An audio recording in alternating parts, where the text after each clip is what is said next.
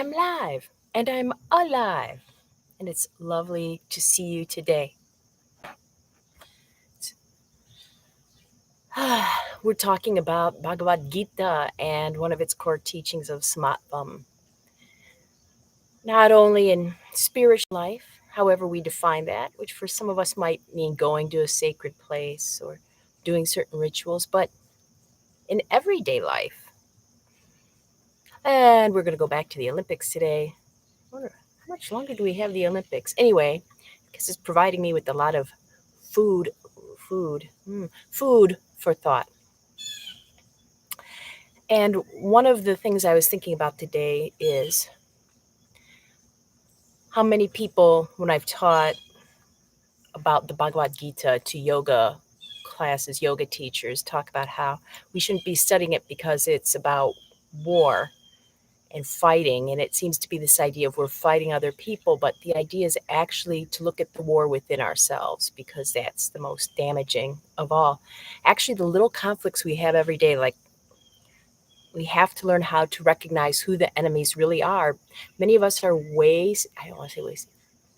wasting our energy combating what's not the real enemy, the shadows or the distractions. So today I was contemplating on my morning bike ride, who is my enemy? Especially after I saw yet another little baby animal that had been run over by a car. And in that moment, the idea of who my enemy is hit me.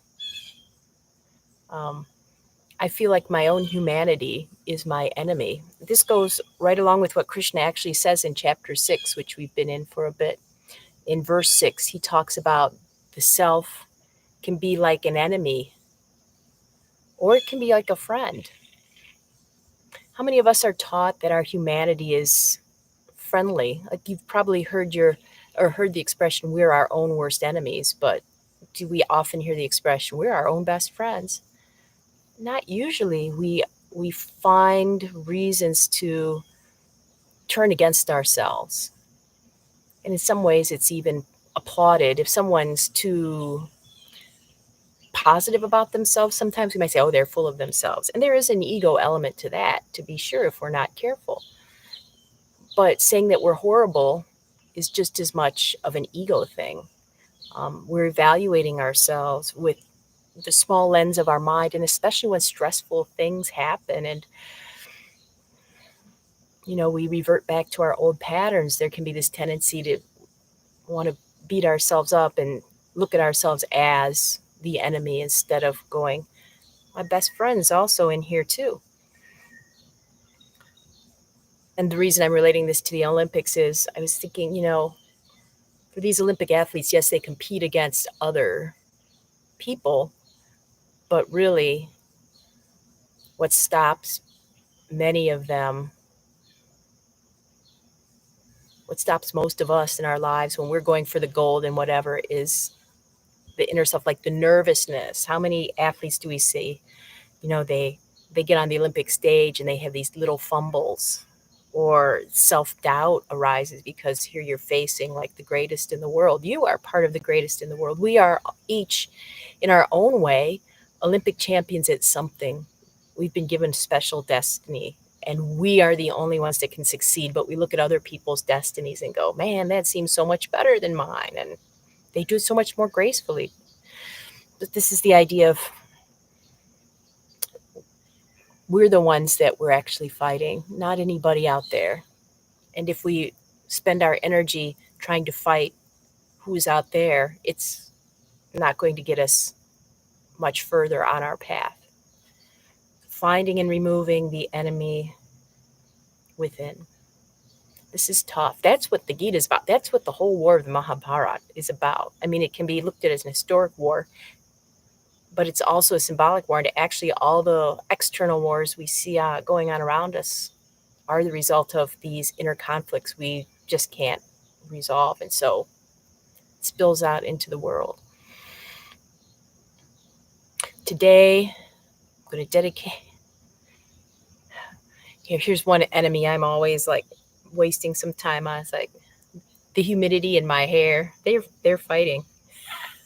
I accept the humanity of my Sicilian heritage with this wacky hair. All right. I love you, hair. Today's practice is dedicated to Sue.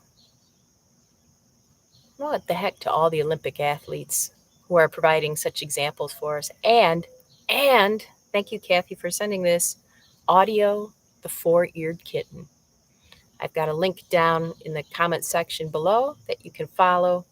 And also there's a link there to the Good News Network. I think I've mentioned them before, but so much of the news that we tune into about the outer world and ourselves is the bad news.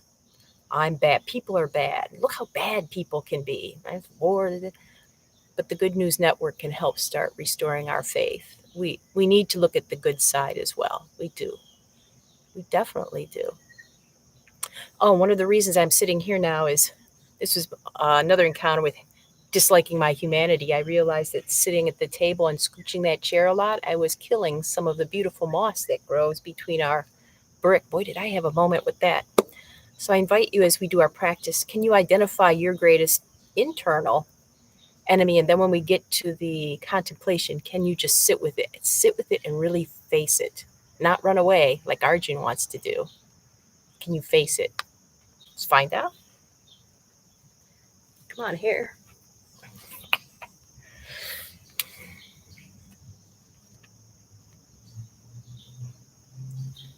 Oh, I'm so tall today.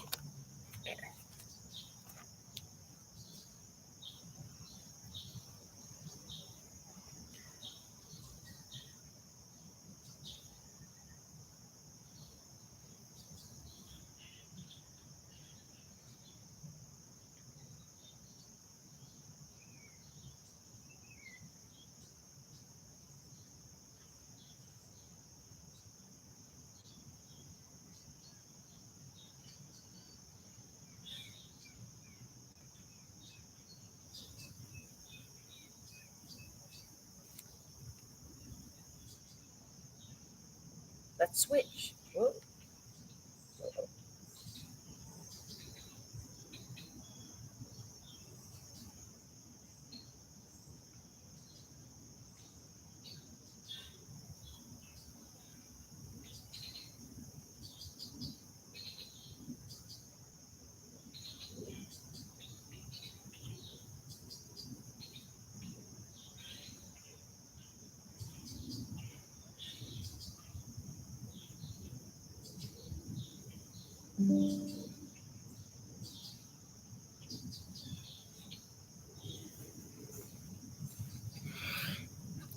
All right.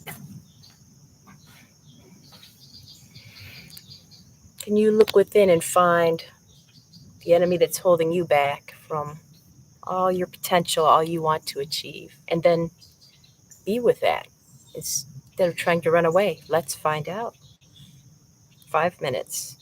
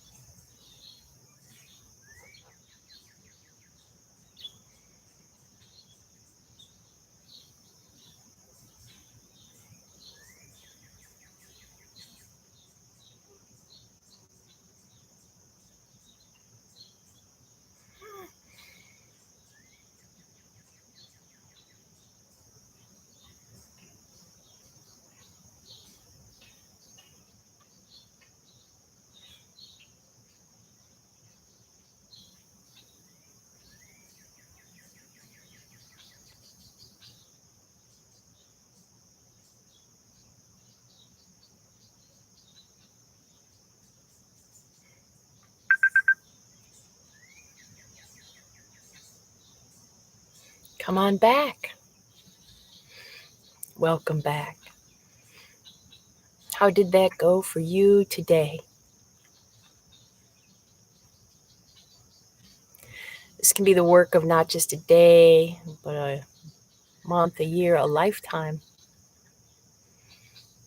Maybe this will benefit you in whatever pursuits you have in the next 24 hours. And then, God willing, I don't know if you could hear all the thunder, it was nice. But God willing, we'll be back with you again tomorrow.